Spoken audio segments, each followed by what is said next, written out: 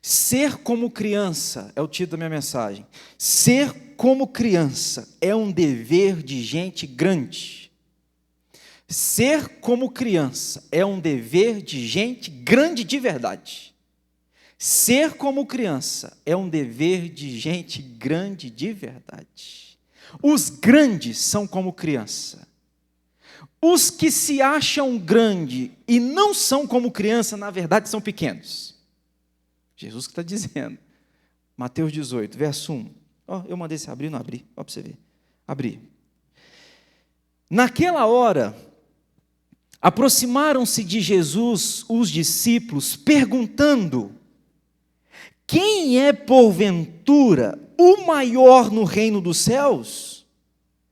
E Jesus, chamando uma criança, colocou-a no meio deles e disse: em verdade vos digo que se não vos converterdes e não vos tornardes como crianças, de modo algum entrareis no reino dos céus. Portanto, aquele que se humilhar como esta criança, esse é o maior no reino dos céus. E quem receber uma criança tal como esta, em meu nome, a mim me recebe.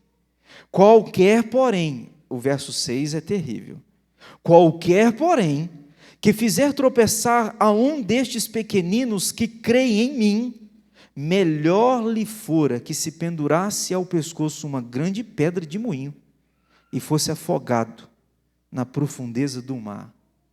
Entre outras palavras, aquele que faz uma criança tropeçar, melhor é o suicídio do que fazer uma criança tropeçar. O texto é forte. Ser como criança é um dever de gente grande de verdade. Aliás, irmãos, sempre que você estiver diante de um grupo, que o assunto desse grupo é quem é o maior, nós estamos falando de gente pequena. Sempre que você ouvir de gente grande a discussão ou a competição de quem é o maior, na verdade, são pessoas grandes, pequenas. Gente grande em estatura, mas miúdas, em graça e em verdade. Só uma pessoa muito pequena tenta provar que é grande. Porque os grandes de verdade não tentam provar que são grandes. Só quem é maduro não se preocupa em provar que é maduro. Mas quem é criança, é pequeno, tenta provar que é maduro. Competição, irmãos, é uma característica bem específica muitas vezes dos crentes, né? A competição. Quando você percebe, por exemplo, a gente está sempre competindo qual que é a maior igreja, qual que é o melhor louvor, qual que é o melhor pregador. A gente está sempre competindo quem ganha mais, quem tem um carro melhor, quem tem a casa melhor. Quem é melhor na bolinha de gude? Já brincaram? Já foi bom. Quem é melhor jogando futebol? Quem é melhor? A gente está sempre competindo. E, na verdade, esse tipo de competição de gente grande só reflete, muitas vezes, o quão pequenas são. Nós, pastores, muitas vezes a gente vai conversar, e essa experiência eu já tive diversas vezes. A gente vai encontrar com outro pastor e o papo vai, papo vem, papo vai, papo vem. E chega geralmente nessa pergunta: quantos membros tem sua igreja? E se a pessoa for um pouquinho mais ousada, como é que é a arrecadação da sua igreja? Entre outras palavras, a gente está sempre querendo saber qual é a maior, quem tem mais. Isso é um diálogo de gente que embora fisicamente grande, é pequena. Competição é uma característica de que quem tem, na verdade, é pequena de verdade. O que é interessante nesse texto, irmãos, é que, se você perceber no capítulo 17, acontece que Jesus está no Monte da Transfiguração. No Monte da Transfiguração, 4 milagres acontecem. Jesus sobe no topo da montanha, 4 milagres acontecem.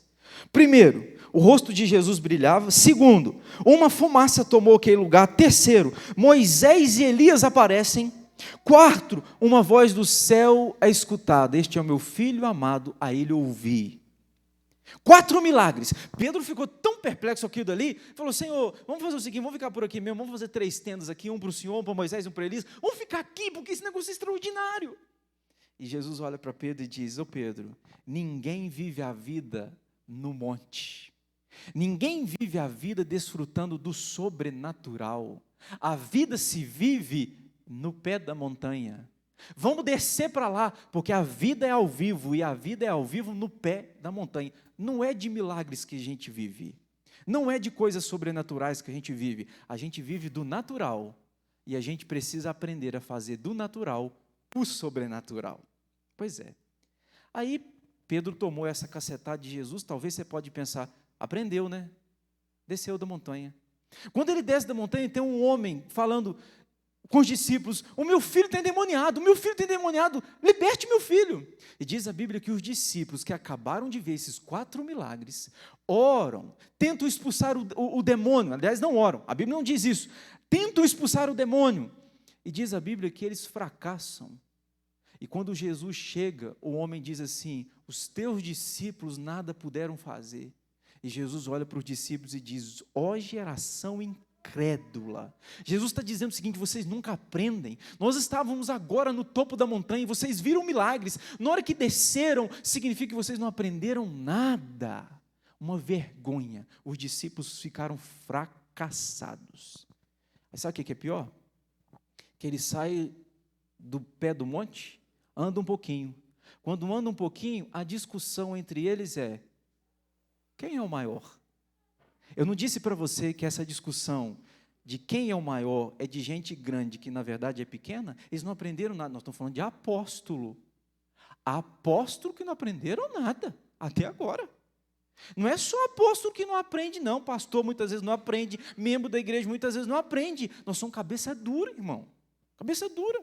Aí, Jesus, quem de nós é o maior? Ou qual é o maior no teu reino? E Jesus vai usar, Jesus é Jesus, uma criança. Diz a Bíblia que ele pega uma criança e coloca no meio da roda, no meio da conversa. E diz: ó, eu estou vendo a cena, Jesus apontando para os discípulos: se vocês não forem como esta criança, de modo algum vocês entrarão no reino do céu. Sabe o que Jesus está mostrando para os discípulos? Vocês nem no reino estão. Vocês estão querendo saber quem é o maior, mas vocês nem entraram no reino. Vocês precisam ser como ela. Se vocês forem como criança, vocês entrarão. Vocês estão procurando saber quem é o maior, mas nem no reino vocês estão. Meu Deus! Pois é. Tendo dito isso, irmãos, eu trouxe aqui o que Jesus está querendo dizer quando ele diz: vocês precisam ser como esta criança. O que Jesus está ensinando para mim e para você de fato e de verdade? Bom, diante de tantas coisas, eu separei 3 e eu trouxe para vocês. Primeiro, a criança só vive hoje. A criança só vive hoje. Quem é pai e mãe aqui, sabe bem do que eu estou falando. Qual é a cronologia de uma criança? Quantos dias tem a semana da criança, você sabe? A semana da criança só tem hoje. Para nós tem 7 dias, para a criança só existe hoje. Tanto é que se você falar com ela assim, o seu filhinho, filho, nós vamos viajar, tá? Semana que vem, você se arrepende de ter dito. Porque a criança fica assim: vamos pai, vamos, está na hora, não vamos sair pai, vamos sair. Por quê? Você disse que seria semana que vem, mas a cronologia dela não tem semana que vem. Criança vive o hoje. Jesus está dizendo o seguinte: vocês precisam aprender a viver o hoje. Nós não sabemos nem viver o hoje, a gente já está preocupado com o amanhã e com o ontem. Quem tem excesso de ontem? Depressão. Depressão é excesso de passado no presente. Quem tem excesso de futuro? Ansiedade.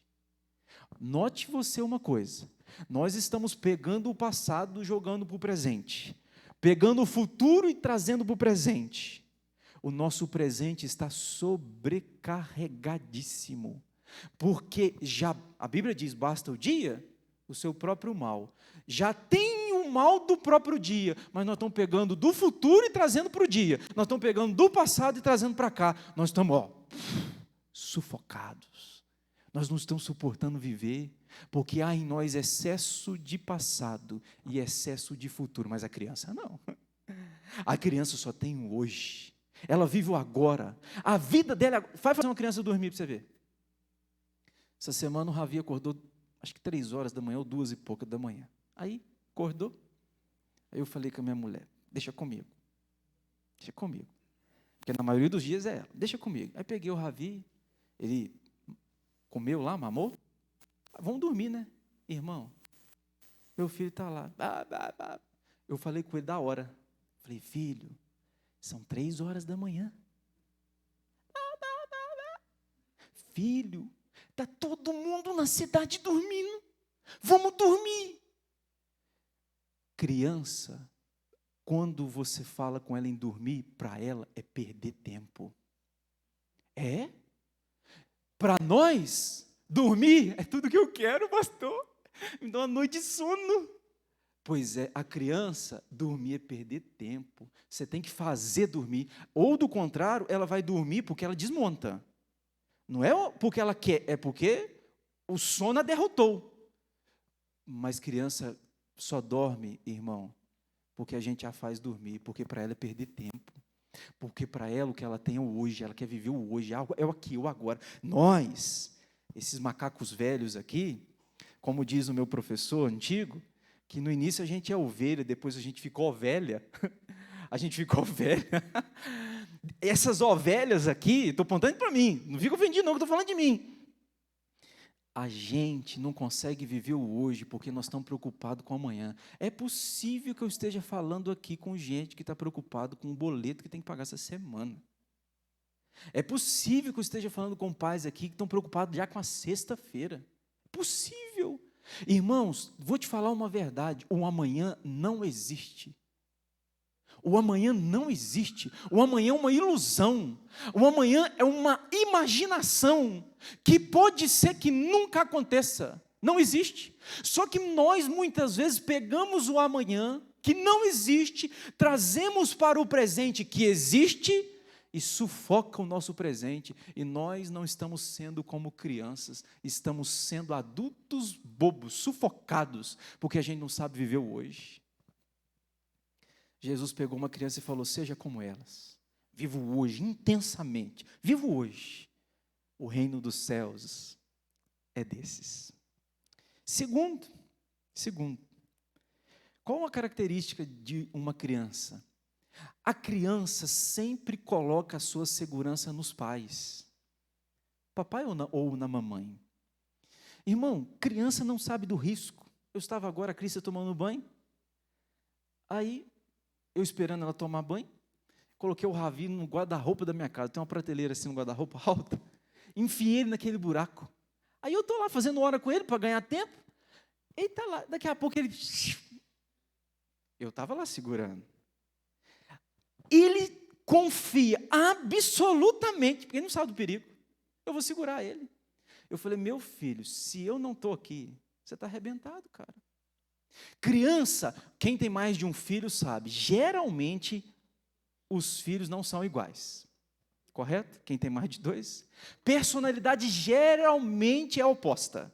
Um calminho, o outro gasolina aditivada.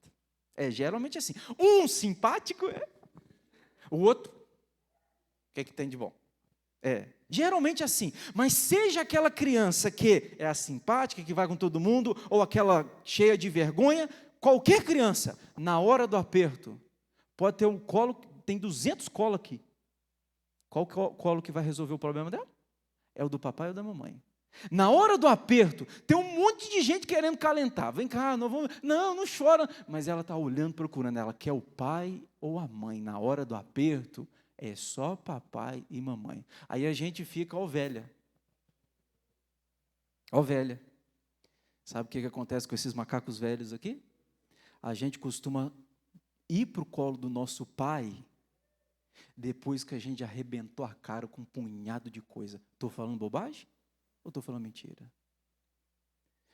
Muitas vezes eu só procuro o pai, como o filho pródigo. Eu só procuro o pai depois que eu cheguei no chiqueiro. Perdi grana, perdi amigos, não tem nada. Nem lavagem tenho para comer, porque desejava e não tinha. Nem lavagem. Aí eu lembro do pai. Aí sabe o que eu estou fazendo de Deus? Eu estou fazendo de Deus o meu supermercado. Porque ninguém vai no supermercado quando está com a despensa cheia. Quando a sua mulher fala assim, meu bem, tem que ir no mercado. Você pensa, lascou. Segundo, é porque não tem nada em casa. Acabou. Ninguém com a despensa cheia vai no mercado comprar as coisas. A gente só vai no mercado quando acaba. Ou está para acabar. Pois é, muitas vezes eu faço de Deus o meu supermercado. Eu tento tudo, enquanto eu tenho, estou com saúde, estou com força, estou com grana, eu vou tentando tudo do meu jeito. Mas a hora que acabou, a despensa já não existe mais nada, eu tentei tudo e tudo deu errado, aí eu vou para o meu papai. Oh Deus, me ajuda. Oh Deus, aí Deus é gracioso, muitas vezes, aí Deus ajuda a gente. Aí ajudados fomos, aí a gente vai e caminha de novo. Daqui a pouco esqueceu de Deus. Aí eu quebro a cara de novo, aí eu dou murro em ponta de faca de novo, aí eu volto para Deus, eu estou tratando Deus da mesma maneira que eu trato um supermercado. É assim ou não é? Falando de supermercado, se você for uma mulher sábia, geralmente você não leva um marido, né? Porque se você for um marido igual eu, a mulher é assim, é prateleira, carrinho, prateleira, carrinho. O homem é carrinho, prateleira. Carrinho, prateleira. Não é assim? A mulher vai pegando, quero, o homem vem, não quero. Dizem, eu li essa semana uma historinha engraçada que a mulher, você fala com a mulher assim, vai no mercado comprar óleo. Aí, a mulher vai comprar óleo, ela volta com um monte de sacola, ela foi comprar óleo. Aí, com aquele monte de sacola, ela fala, uai, esqueci o óleo. Aí você fala com o homem, vai comprar óleo, o que ele faz? Ele vai no mercado, volta com uma sacolinha, com um litro de óleo. É assim mesmo, irmão. Graças a Deus que a gente é diferente. Mas escuta aqui. A criança coloca a sua segurança no pai. Vamos conversar sério? Será que você não está fazendo de Deus um supermercado? Na hora do aperto, você está pulando no colo dele, desesperado. Mas antes de pular no colo dele, você tentou de tudo, você fez de tudo, aí você está quebrando a cara. Eu amo o filho pródigo, irmãos, eu guardo aquela história. Eu sei que você está cansado, talvez, mas eu não me canso, não. O filho pródigo sai, gasta tudo, perde tudo. O que é interessante é que no chiqueiro, você sabe o que ele lembrou do pai? Ele lembra o seguinte, quantos trabalhadores do meu pai têm pão com fartura? No chiqueiro, ele lembra do pão. É muitos filhos que só lembram do pai daquilo que o pai dá. Muitos filhos que só lembram do pai se o pai tiver grana para dar, tiver carro para emprestar, tiver casa, só lembra do pai por aquilo que o pai dá. O filho pródigo, na miséria, quando ele lembra do pão, mas quando ele volta para o pai, o que o pai dá? O pai dá abraço. O pai está dizendo, meu filho, existem coisas mais importantes do que pão, do que bens, do que grana. Vem aqui porque eu quero é te abraçar, eu quero é te beijar. Existem coisas maiores do que isso. Você se lembra do pão, mas eu quero é te abraçar. Filho, não há vida fora da casa do Pai. Eu estou aqui para te lembrar nessa noite, irmão, não há vida fora da casa do Pai. Você pode ir para longe, você pode passear longe, você pode estar, eu estou desfrutando da vida, cedo ou tarde. Você vai reconhecer que o que você acha bom é chiqueiro. Que você julga que é prazeroso, na verdade, é um inferno na sua vida. Só existe vida abundante na presença do Pai. O Pai diz, vem cá, filho. Você é filho. Pode pegar o anel, pode pegar a sandália, pode pegar a roupa, e nós vamos festejar. Vamos para terceiro? Terceiro lugar. Criança é sincera no que diz e no que faz. Eu estava em Conceição de Ipanema. Aí eu fui fazer uma visita. Olha que interessante. Quando eu estou na visita, tinha uma criancinha pequena, 6, 7 anos, e ela ficava olhando para mim e rindo. Ela ficava olhando para mim. E aí o pai e a mãe ficaram perturbados com aquilo. Quem nunca passou vergonha com uma criança do lado? Aí o pai e a mãe, meio constrangido, falou: o que foi, filho? Aí o menino fez assim, apontou para o nariz dele e apontou para mim. O que ele está dizendo?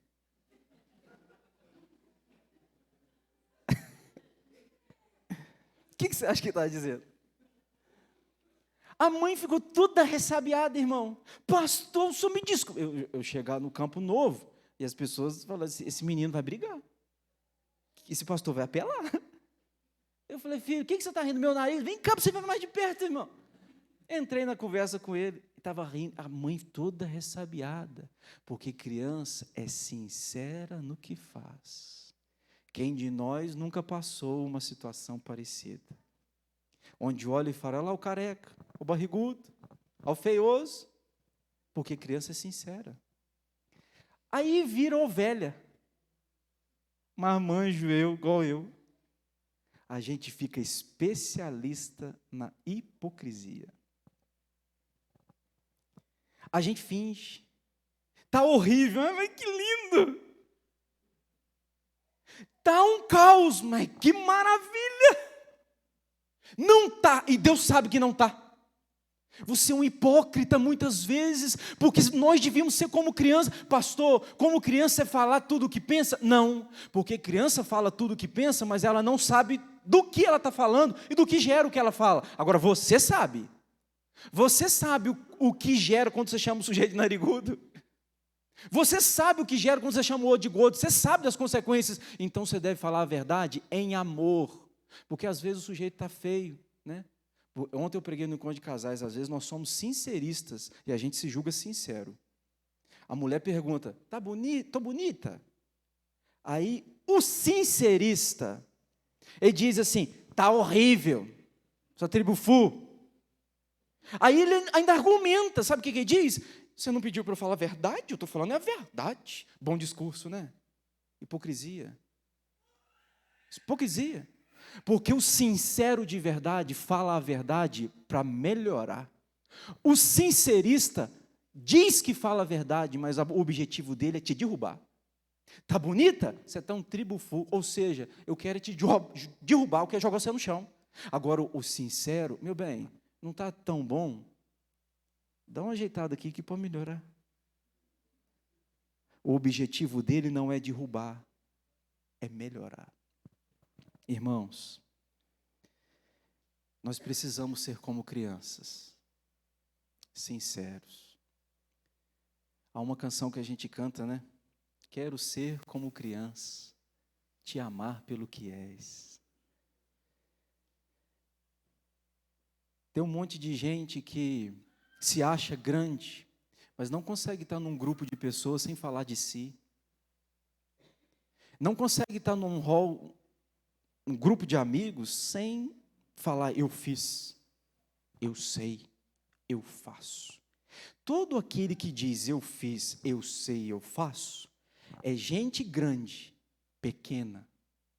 Porque quem é grande de verdade não diz eu fiz, eu sei, eu posso. Os grandes não, de verdade não. Nós precisamos, irmãos, nós precisamos de voltar e a resgatar a criança que há dentro de nós.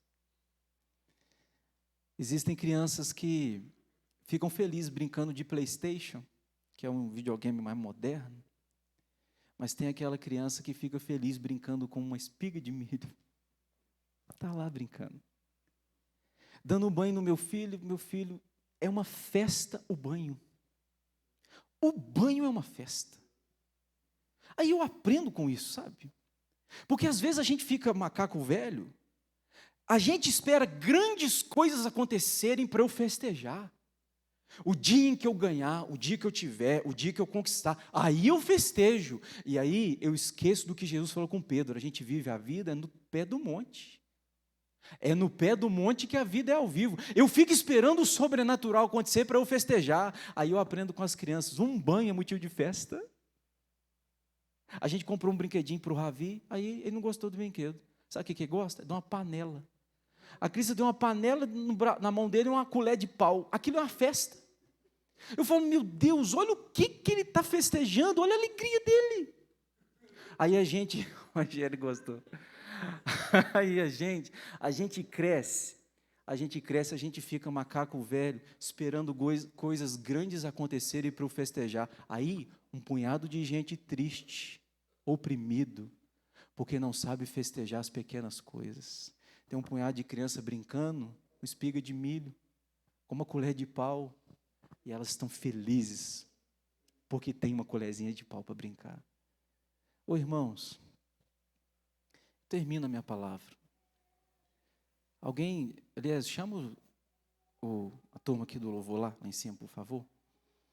Deixa eu dizer para você, eu tenho certeza que hoje o Senhor está querendo resgatar dentro de você essa criança.